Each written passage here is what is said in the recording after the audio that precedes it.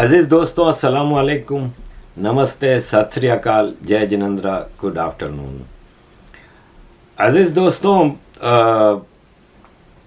America का trip prime minister Narendra Modi ji का next week हो रहा है।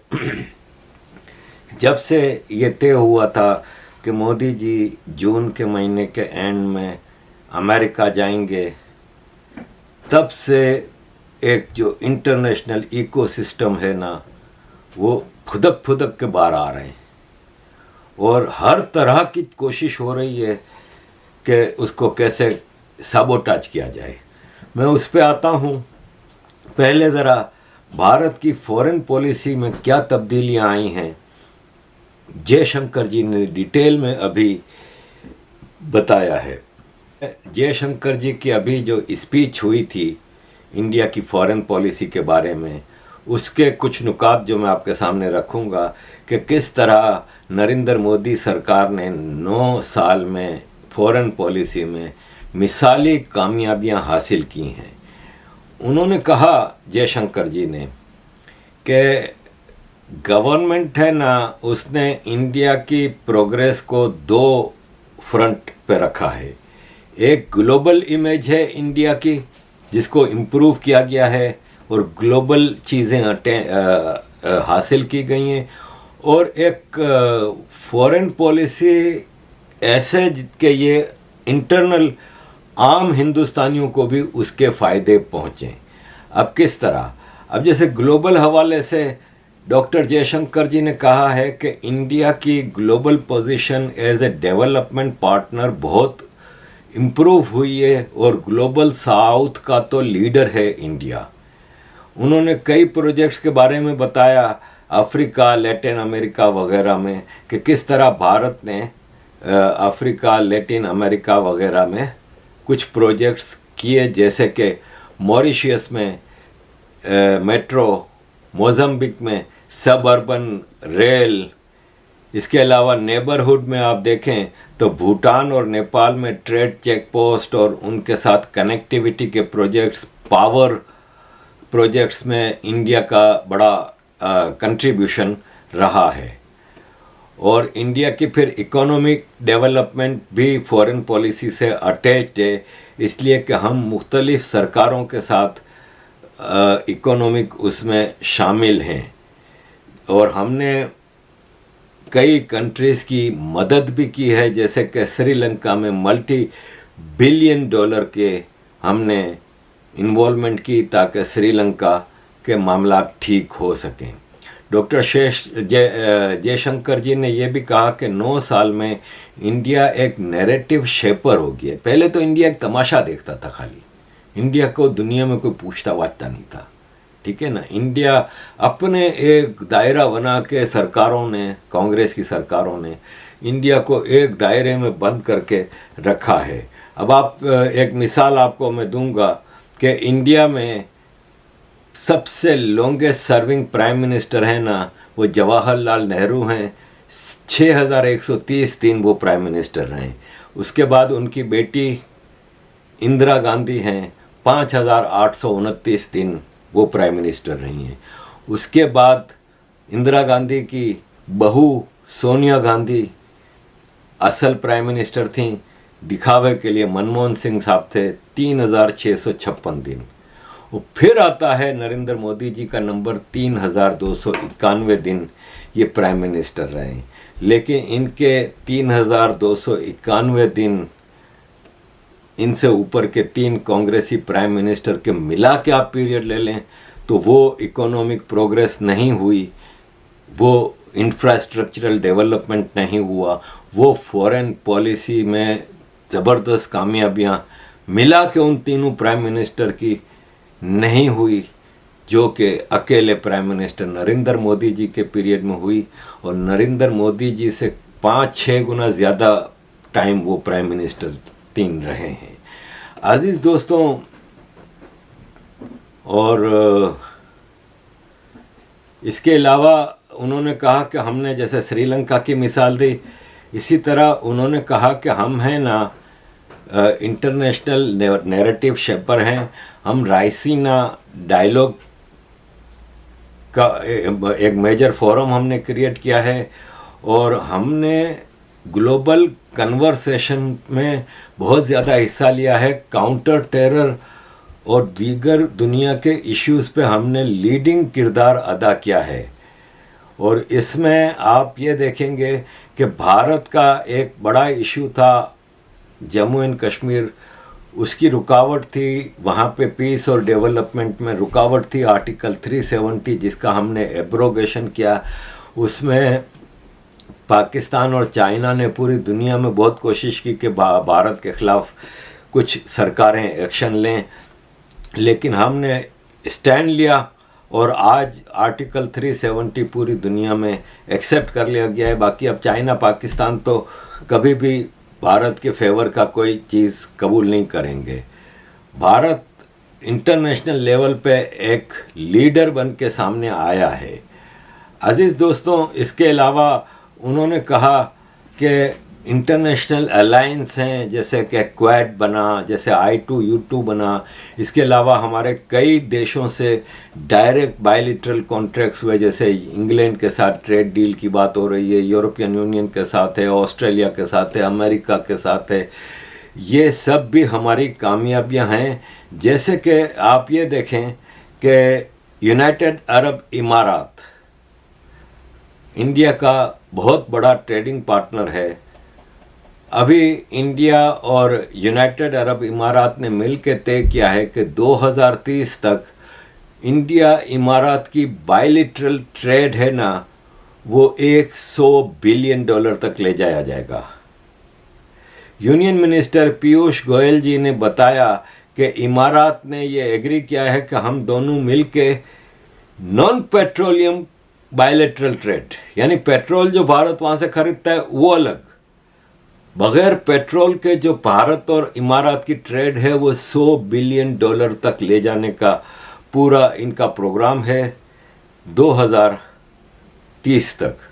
तो ये भारत की फॉरेन पॉलिसी, इकोनॉमिक पॉलिसीज़ के साथ अटैच्ड है। ये बायलिटरल एग्रीमेंट्स ऐसे कई देशों के साथ हुए हैं। और इसके अलावा भारत की मेन जो फॉरेन पॉलिसी है वो स्ट्रॉन्ग रही है और भारत ने अपनी फॉरेन पॉलिसी पे स्टैंड लिए हैं। जैसे कि रशिया यूक्रेन वार पे भारत का एक स्ट्रॉन्ग स्टैंड था जो कि भारत ने लिया। डॉक्टर जयशंकर जी ने कहा कि भारत की फॉरेन पॉलिसी का जो ट्रैक रिकॉर्ड है उससे पूरी दुनिया के देशों के साथ भारत के ताल्लुकात बहुत अच्छे हुए हैं, एक्सेप्ट चाइना। तो चाइना के साथ ज़ाहिर हो भी नहीं सकते। मिडिल ईस्ट और लैटिन अमेरिका में हमारा बहुत ही ज़्यादा स्टेचर आगे बढ़ा है। एक बात आप याद रखें कि इस पूरी फॉरेन पॉलिसी में जो डॉक्टर जयशंकर जी ने अपनी स्पीच में बताया उसमें कहीं पाकिस्तान का जिक्र नहीं। ये नरेंद्र मोदी जी की गवर्नमेंट की एक ये भी बहुत बड़ी खूबी है कि ये पाकिस्तान को अब इम्पोर्टेंस देते ही नहीं है। ये कहते हैं कि खाम में पिछली सरकारें अपने लोगों को डरा कर रखती थी पाकिस्तान पाकिस्तान, जबकि पाकिस्तान की कोई औकात ही नहीं है।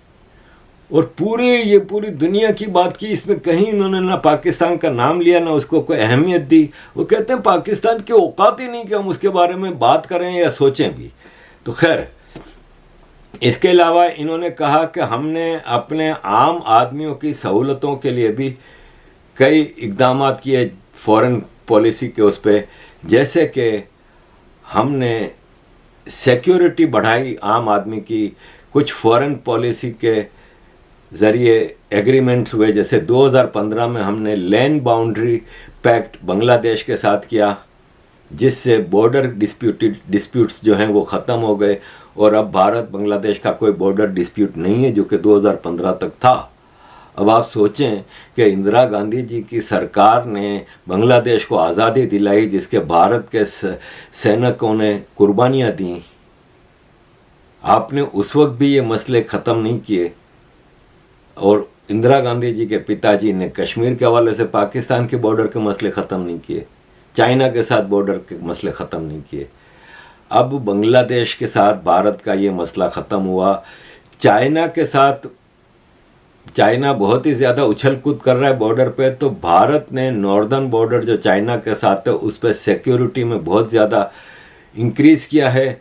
और इसके अलावा वहाँ पे इंफ्रास्ट्रक्चर बना रहा है भारत, जो कि पहले किसी कांग्रेस सरकार की हिम्मत नहीं होती थी कि वो एलएसी के करीब या चाइना के साथ जो इंटरनेशनल बॉर्डर्स हैं उसके बॉर्डर के करीब कोई इंफ्रास्ट्रक्चरल डेवलपमेंट करे, कि कोई डैम बना ले, कि कोई टनल बना ले, कि कोई पुल बना ले, कि कोई बंकर्स बना ले। ये नरेंद्र मोदी सरकार में हुआ है पहली बार। और इन्होंने कहा कि हम बॉर्डर के ऊपर इंफ्रास्ट्रक्चर बनाने के लिए बजट में खूब स्पेंडिंग में बढ़ावा दे रहे हैं। 2014 में 4,000 करोड़ की इन्वेस्टमेंट होती थी, अब 14,000 करोड़ की इन्वेस्टमेंट हो रही है। हम भारत में फॉरेन इन्वेस्टमेंट लाने के लिए भी पूरी कोशिश कर रहे हैं। हम भारत के स्टूडेंट्स के लिए बाहर जाके अपॉर्चुनिटीज़ हासिल करने की कोशिश करते हैं, जिसकी वाज़ेह मिसाल ऑस्ट्रेलिया के साथ हमारे कई ऐसे एग्रीमेंट हुए। इसके अलावा भारतीय लोग जो बाहर रहते हैं वो मुसीबतों में जब फंस जाते हैं तो हम उनके इवैक्यूएशन, उनको वापस भारत लाने के लिए हमने कई ऑपरेशन किए। जैसे ये सूडान में अभी रिसेंट हुआ, इससे पहले यूक्रेन में हुआ, इससे पहले कोविड के दौरान हमने पूरी दुनिया से भारत के सिटीजन्स को वापस लाने का काम किया। नरेंद्र मोदी, जयशंकर जी ने कहा कि ये सब कामयाबियां इसलिए हुई कि हमारी क्लियर अंडरस्टैंडिंग थी हमारी सरकार की, और हमने प्रायोराइटाइजेशन किया सब चीज़ों का, और डिलीवरी के ऊपर हमने काम किया। हिस्ट्री में हमारे यहाँ भारत में हेजिटेशन बहुत होता था, वो हमने कम किया, और अब हम क्लियर विजन के साथ आगे बढ़ते हैं और हेजिटेशंस में हम नहीं सोचते। हमारी एक स्ट्रॉन्ग गवर्नमेंट पॉलिसी है, एक एजेंडा है जिसको लेके हम आगे चलते हैं। ये भारत की फॉरेन पॉलिसी है। नरेंद्र मोदी जी का भारत के प्राइम मिनिस्टर की हैसियत से बाइडेन गवर्नमेंट के साथ ये पहला दौरा होगा, और उसमें बाइडेन सरकार तो बहुत खुल के उस दौरे को बढ़ावा दे रही है। दावतनामे बांटे जा रहे हैं। अभी G7 की मीटिंग में बाइडेन ने नरेंद्र मोदी जी को ये कहा था कि आप तो हमारे मुल्क में हीरो हैं, और आपके लिए जो मैंने डिनर रखा है उसके लिए तो दावतनामे कम पड़ गए हैं। सब लोग दावत मांग रहे हैं, सेलिब्रिटीज़, बिजनेसमैन, और सब इनविटेशन कार्ड्स मांग रहे हैं, लेकिन आप तो बॉस हैं। और अब वो दावतनामे मिस्टर एंड मिसिस बाइडेन के नाम से जा चुके हैं, और एक ज़बरदस्त तैयारी हो रही है।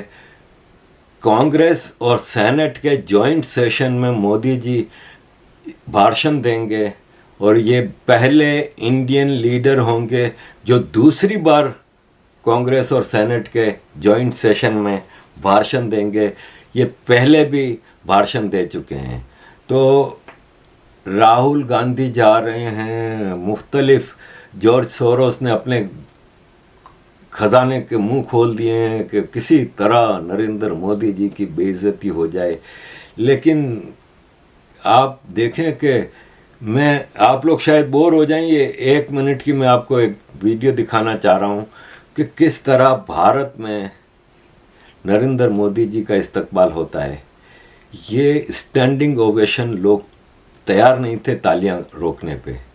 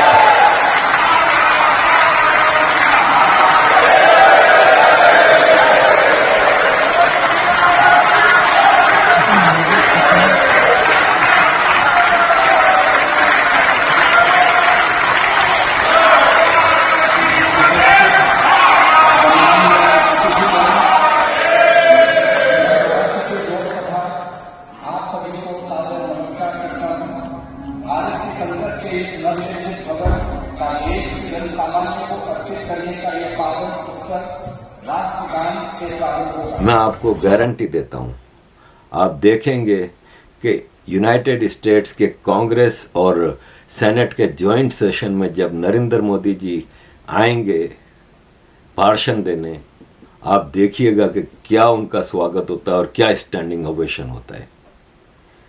तो अजीज दोस्तों, ये 2% की आप सरकार, आम आदमी पार्टी सरकार, इन्होंने भी अपनी आतिशी जी को भेजा है लंदन, कैम्ब्रिज यूनिवर्सिटी में भाषण देने के लिए। कैम्ब्रिज, ऑक्सफोर्ड, हार्वर्ड, इनके स्टैंडर्ड ही रह गए हैं बस यही। अभी ऑक्सफोर्ड ने मियाँ खलीफा को बुलाया था, इन्होंने आतिशी जी को बुला लिया। ये पूरी दुनिया को एजुकेशन के बारे में ज्ञान देंगे कि किस तरह एजुकेशन हासिल की जाती है। 8 साल की सरकार हो गई आम आदमी पार्टी की दिल्ली में, 1-2 स्कूल इन्होंने क्या बना लिए, जबकि इनकी सरकार किसी तौर पे कहीं से डिलीवर नहीं कर सकी। इनके आने के मकसद हैं सबोताज करना नरेंद्र मोदी जी का। जैसे राहुल गांधी अमेरिका में घूम फिर रहा है, ऐश कर रहा है, इसको किसी कांग्रेसमैन सेनेटर ने घास नहीं डाली, इसको किसी मेजर थिंक टैंक ने नहीं बुलाया, क्योंकि उनको पता है कि इसको साले को बोलना ही नहीं आता। इसका ज्ञान लेवल सबको पता है कि क्या है। जैसे ही हमारे आम आदमी पार्टी के ये है ना, हमारे केजरीवाल साहब, देखिए तो सोच के देखो, जब 1950 में देश आजाद हुआ था, 1950 में देश आजाद हुआ था, दिल्ली को दुनिया का नंबर 1 देश बनाना चाहते हैं हम लोग। देश को आजाद हुए 70 साल हो गए, 75 साल हो गए। आज 175वीं वर्षगांठ के ऊपर अगर कोई बीमार होता है तो उसको चिंता करने की जरूरत नहीं है, उसका एक भी पैसा खर्च नहीं होता। दिल्ली के सरकारी स्कूल में उसका सारा इलाज मुफ्त होता है सबका। गाय से दूध तो सारे निकालते हैं, हम बैल से दूध निकाल के ले आए। इन्होंने कहा कि एक बुलेट ट्रेन चालू करेंगे, बुलेट ट्रेन, जैसे जापान में, यूरोप में, इन बड़े बड़े देशों में होती है, बुलेट ट्रेन चालू करेंगे। मुंबई से अहमदाबाद तक की ये गाड़ी होगी। और मेरी जो गुना भाग दिखाती है कि इस ट्रेन में मुंबई से अहमदाबाद तक यात्रा करने के लिए एक तरफ का एक आदमी का 75,000 रुपए का किराया होगा। अमीर हो चाहे गरीब हो, अगर किसी का चाहे 10 लाख रुपए का भी ऑपरेशन अगर होना है, आप दिल्ली के सरकारी स्कूल में चले जाइए, आपका ऑपरेशन मुफ्त में होगा। अस्पताल बनवाए, उसमें बीजेपी वालों के भी पढ़ते हैं, कांग्रेस वालों के भी पढ़ते हैं। अजीज दोस्तों, इसी तरह अचानक ट्विटर के एक्स CEO जैक डॉर्सी मैदान में उतर पड़े और उनका इंटरव्यू लिया गया। और उनके इंटरव्यू में उन्होंने कहा कि हमें नरेंद्र मोदी सरकार ने प्रेशर डाला था कई बार कि आप ये चीज़ें निकाल दें, वरना हम आपके खिलाफ एक्शन लेंगे, हम ट्विटर को बंद कर देंगे, हम तुम्हारे वर्करों के घर पे छापे मारेंगे, हम ये सब कर देंगे अगर तुमने ये सब नहीं हटाया। ये टाइमिंग चेक करें। जैक डॉर्सी को ट्विटर छोड़े ज़माना हो गया, ये राइट नाउ इनको ये चीज़ें क्यों याद आ रही हैं, ये इस वक्त इनको ये चीज़ें क्यों याद आ रही हैं? अचानक जब नरेंद्र मोदी जी अमेरिका जा रहे हैं और किसको जैक डॉर्सी का किरदार याद नहीं है। हम तो शुक्र अदा करते हैं कि एलन मस्क ने ट्विटर ले लिया। और आज ट्विटर एक ज़बरदस्त प्लेटफॉर्म है जिसमें आपको, मतलब पहले ट्विटर पे सिर्फ लेफ्ट को खुला आज़ादी थी, दे मार 4.5 लेफ्ट लगा हुआ होता था, हमें रोज़ वार्निंग आती थी, सस्पेंड होते थे हमारे अकाउंट। मैं तो 2-3 बार एक हफ्ते के लिए सस्पेंड हुआ हूँ, 3-4 बार। जब से एलन मस्क आया है मैंने ज़्यादा खुल के बोलना शुरू किया है, मुझे अभी तक कोई वांधा नहीं आया। तो ये जैक डॉर्सी तो left George Soros international ecosystem का एक बदबूदार गटर वाला हिस्सा था।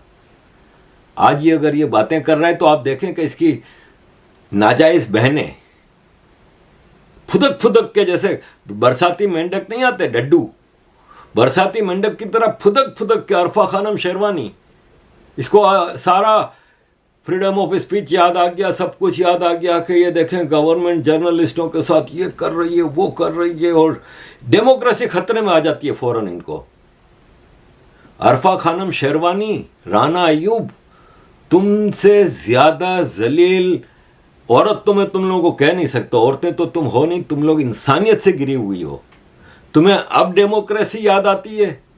ये रोज की बुनियाद पे आजकल हम देख रहे हैं जो लड़कियों के साथ हो रहा है लव जिहाद के नाम पे, तुम्हारी मर जाती है उधर जर्नलिज्म। आज तक तुम लोगों ने हिंदू फोबिया के अलावा कोई एक चीज बोली है? तुम दोनों ने कभी तुम लोगों को कोई और विषय पे याद आया है कभी बोलने के लिए? तुम्हारा बाप अभी एक जामई, उस पे बोला तुम लोगों ने?